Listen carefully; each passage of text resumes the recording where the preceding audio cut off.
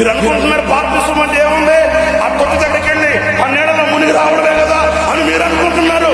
అది పరలోక సంబంధమైన పరవశం, ఆనందం. ప్రియమైన సహోదరులారా, బాప్తిస్మం అనేది మత మార్పిడి కాదు. బాప్తిస్మం అనేది కుల మార్పిడి కాదు. మతాలకి క్రైస్తవ్యాలకి సంబంధం లేదు. క్రైస్తవ్యం మతం కాదు, క్రైస్తవ్యం కులము కాదు.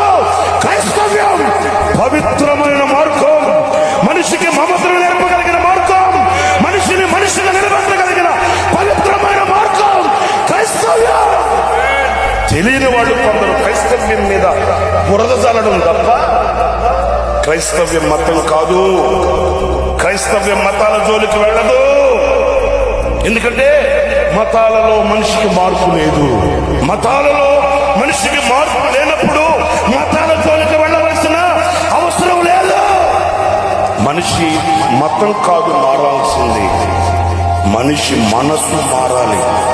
ఆ మనిషి మనస్సును మార్చగలిగిన మహనీయుడు ఒకే ఒక్కడు.